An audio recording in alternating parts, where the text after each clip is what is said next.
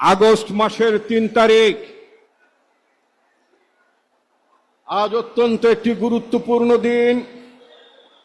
ইতিহাসের পাতায় বাংলাদেশের স্বৈরাচারকে না করে দেওয়ার দিন হচ্ছে আজকে। আজকের এই দিনে বাংলাদেশের জনগণ শেখ হাসিনাকে না করে দিয়েছিল। এক দফার দাবিতে বাংলাদেশ উচ্চকিত হয়েছিল। আজকে হচ্ছে সেই ৩রা আগস্ট।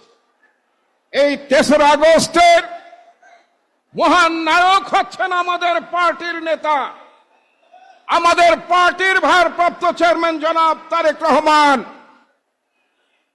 যিনি শেখ হাসিনার অধীনে বাংলাদেশের সকল নির্বাচনগুলোকে তিনি অংশগ্রহণ থেকে দলকে বিরত রেখেছিলেন এবং শেখ হাসিনাকে একটি অনির্বাচিত সরকার হিসেবে বাংলাদেশ এবং বাংলাদেশের বাইরে প্রতিষ্ঠিত করেছিলেন।